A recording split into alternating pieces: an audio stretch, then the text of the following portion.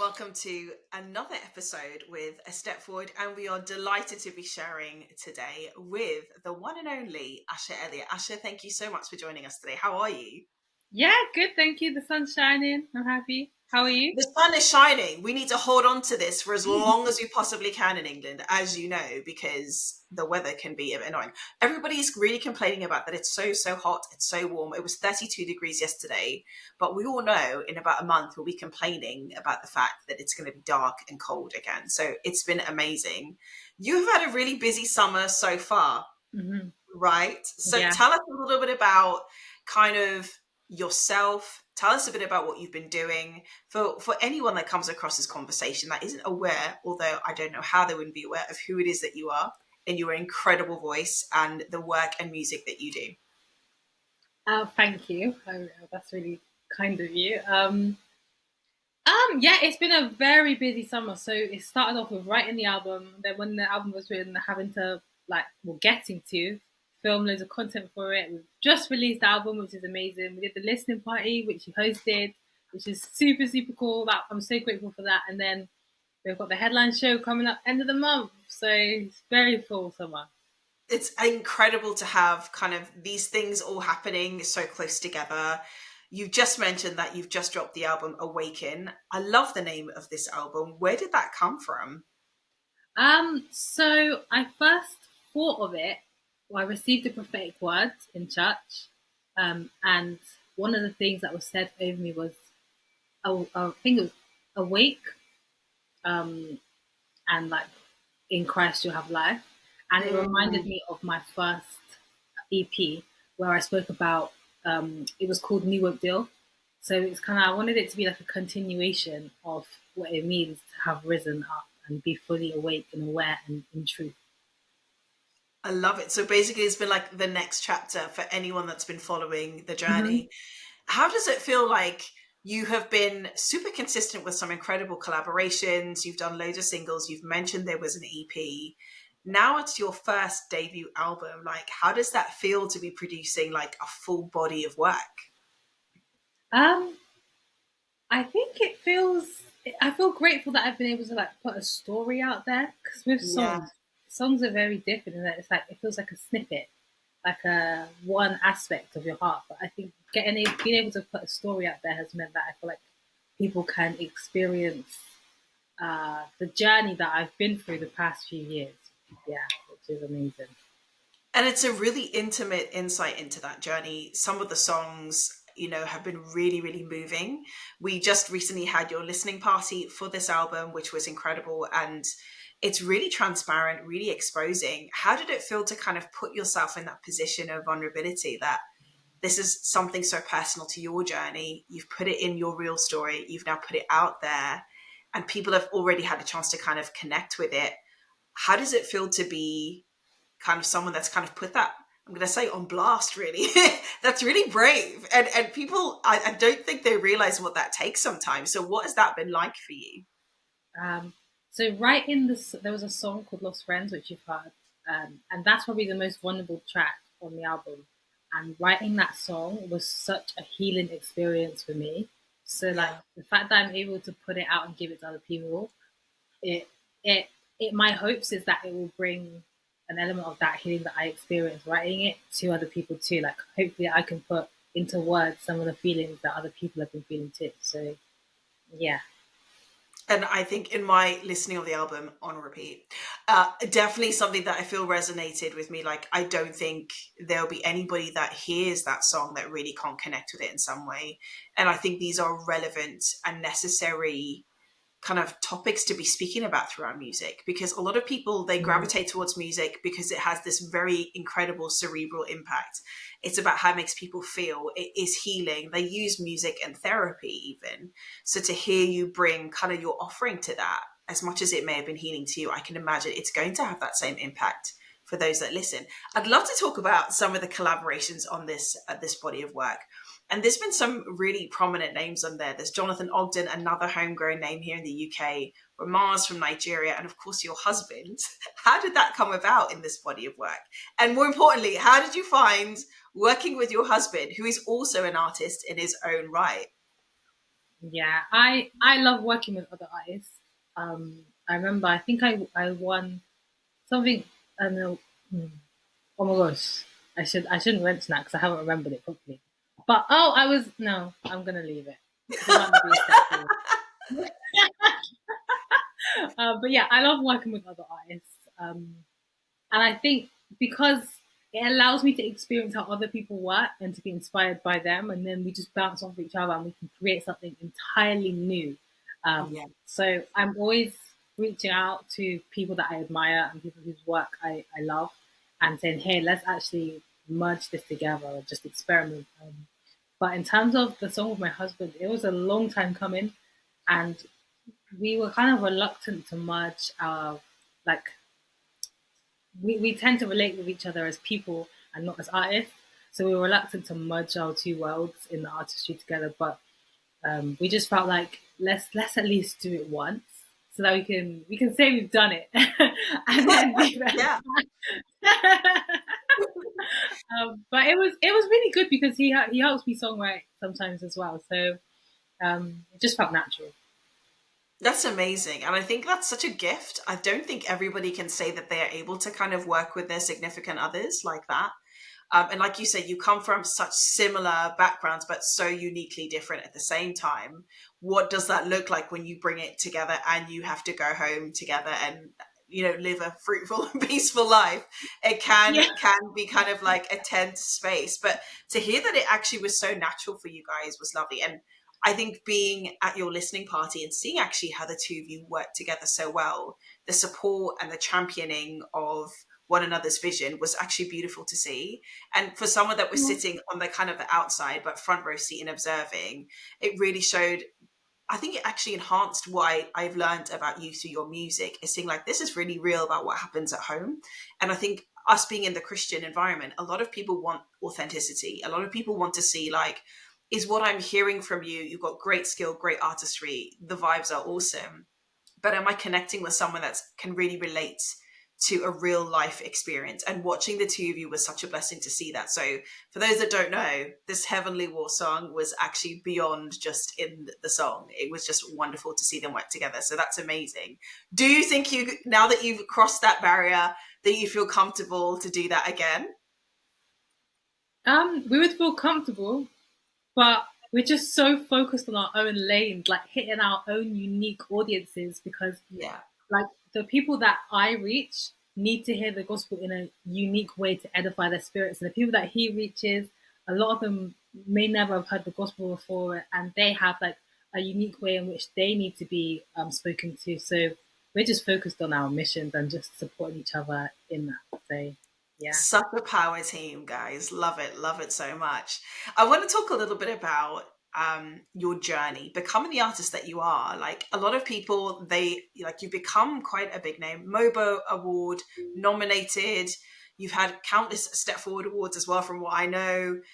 Like your prominence and your visibility is quite high within the Christian R&B kind of space, and I know in an international space as well. But I know that not everybody starts there, so it'd be lovely to hear a little bit about this. What's the deal with Asha? Where did she come from? How did she get going on this journey from the beginning? Um, so yeah, it started when I was in uni and I would listen to people like Janae Aiko, Kendrick, Drake. And then when I became Christian, I stopped listening to all of that. It was just gospel. Because I was like, I need to just like have a time to separate myself. Um, and I was just thinking like, where's the music? Like, at the time, I didn't know any good music. Like I had Mali music, and I was like the only person. So I was really frustrated, and I kept like complaining to God, like, come on, like I'm getting bored now. But one day I just felt Him say, okay, why don't you make it? And I was like, I don't have any experience, like I've never written a song before, but I felt like, okay, let me just try. So I wrote a song, and my friend helped me record it, and then after that, I just pushed it. Like I really tried to make sure everyone heard this song, so I knew it was amazing, and it ended up getting Yes, I love that we believe the songs that we're making. Come on, yes. it ended up being like really successful. So I was just like, okay, someone with no experience and this is happening. It must be God. And everyone kept asking me, where's the next song? Where's the next song? So I was like, okay, there's a need here. People are asking me for it. Then it's my duty to then fulfill that need in Yeah. the way that I can. So that's how it started. And then as a Christian, I was still figuring things out. I ended up going for a season of backsliding, but then still being a Christian artist, which was very strange because it was like, hey, I don't want to live a double life. But yeah, that's where the EP New Hope Deal came from, which is like I went through heartbreak. God set me back on a straight path, and since then it's been the Awaken saga. So yeah.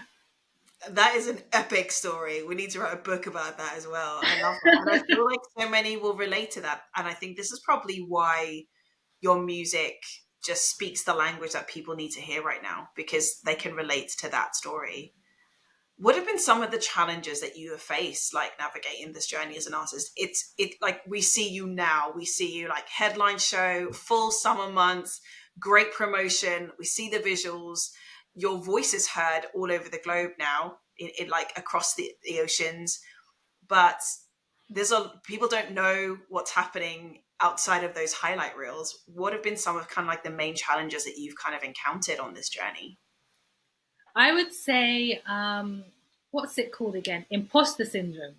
That has been huge because after I released the first song and it blew up, people then were asking me to come perform, and I still couldn't sing in pitch or key.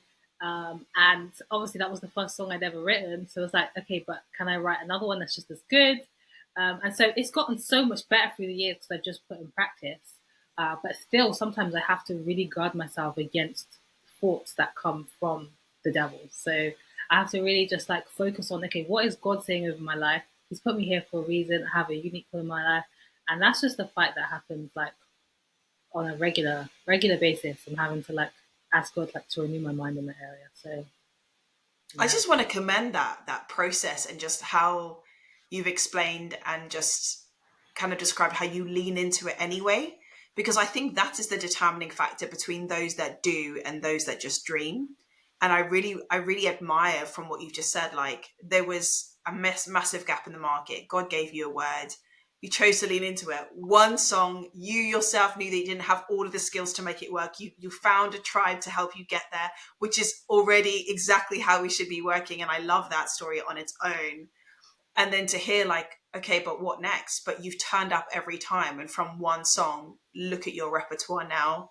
Look at what God has done with you now. And just your heart posture, just like, okay, what next? And just be faithful to turn up. I think sometimes when we see people in their success on these highlight reels or doing what they're doing, and it looks like it's progressing and successful, we just assume like they just always knew that it was like that. It's just working properly, but no one knows, like what you've described. Actually, I have to be faithful by literally each step. And if we knew that, then maybe we'd lean into like taking more risks. So I Yeah. know that someone that hears that process has been kind of that way for you, that would encourage them. Like if God's given you something small, lean into it, turn up for it. Mm. He'll give you the next breadcrumb tomorrow, but be faithful to that So, breadcrumb and be faithful to the next one and the next one and the next one. And before you know it, you've got this massive cake that you have built from one crumb to the next. Do you know what I mean?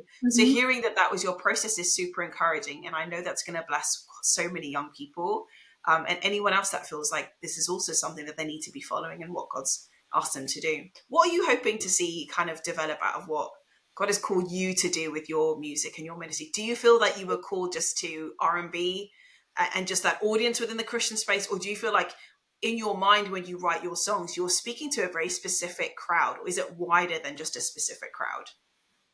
I think it's all seasons. So right now, I know that it's a specific crowd, and I feel like God is building me up before taking me to the next um, season or a wider audience. I feel like I'm building those foundations now, which are going to be very vital in the future. But when I write, I think my big thing is mind renewal and healing. Those are the two things I always hope to carry through the music. That's what I'm always Why asking those God. two? Because music is so powerful. Like I've been through seasons, like especially when I was in a more of a backslidden state where I just listen to whatever. Like I would go to the gym and listen to twerk music.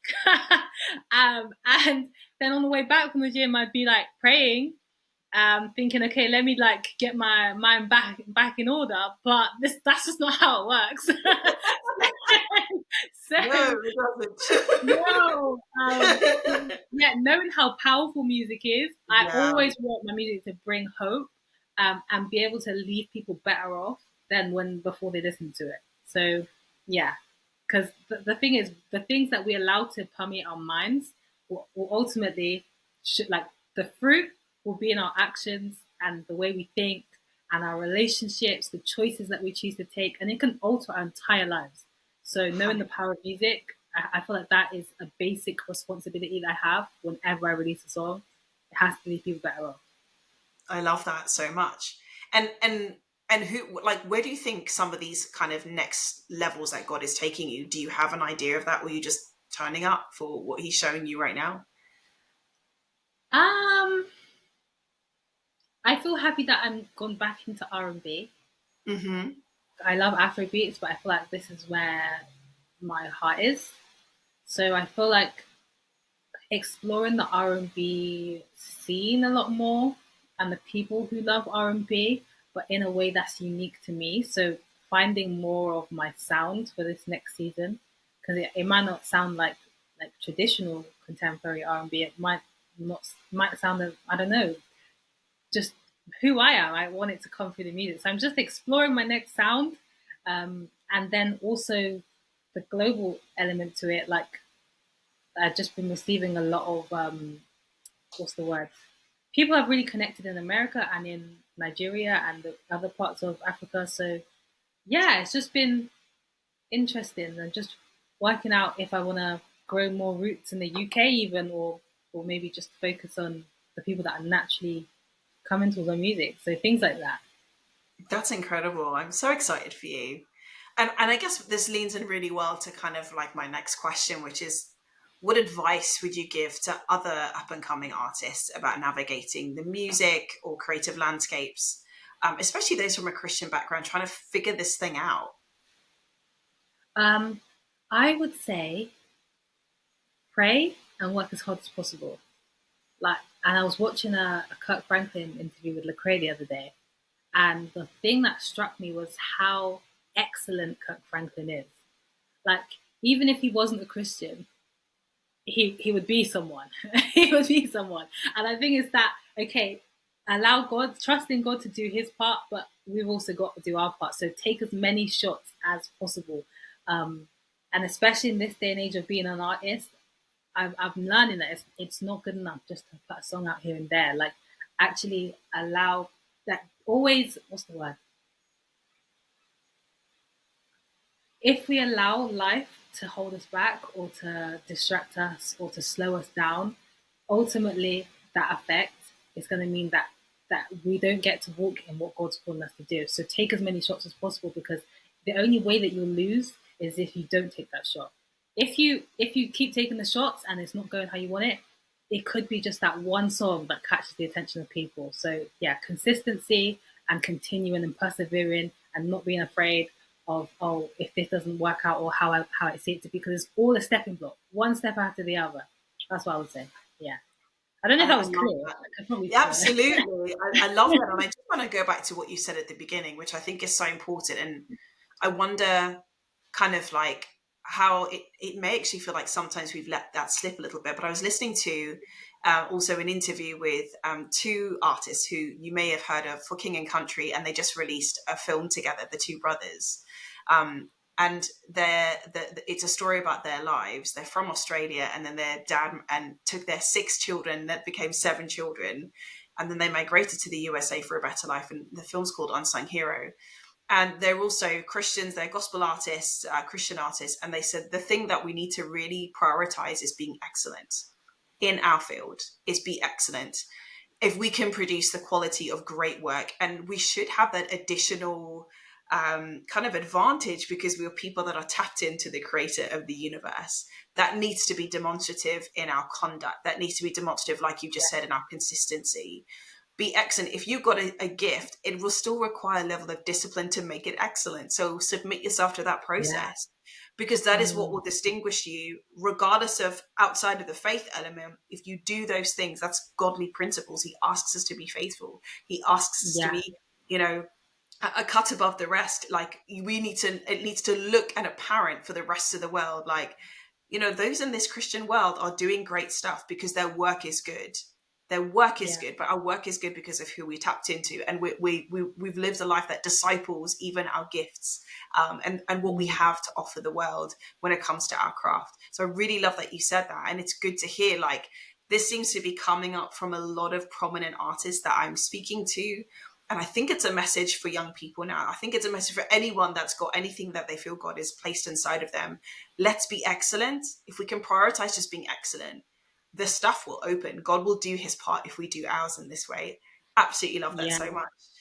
Asha, this has been an incredible insight to you, your amazing album, Awaken. If you haven't tapped into it yet, guys, make sure that you're accessing on all streaming platforms. There'll be too many songs to be a favorite, so all the best at trying to pick that out. You've got the headliner show. Tell us about that a little bit, how people can access it. Are there tickets still available? Because it's been going super fast.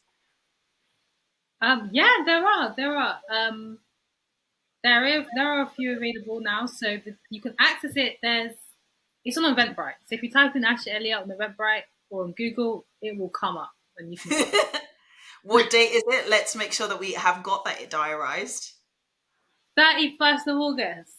The end of this month. It's going to be absolutely amazing. And firstly, well done again. I think, like, praise needs to be given where praise is due. A lot of artists navigate kind of their work kind of like in the four walls of a studio, or in smaller surroundings, or when it's just them and their music trying to figure it out. And now that it's had a chance to kind of have some day in the sunshine, and it will continue to do so, just want to congratulate you for your work. Thank you for what you're doing. Thank you for being faithful, because your obedience is opening up doors for other people to also encourage them to be obedient with what they need to do.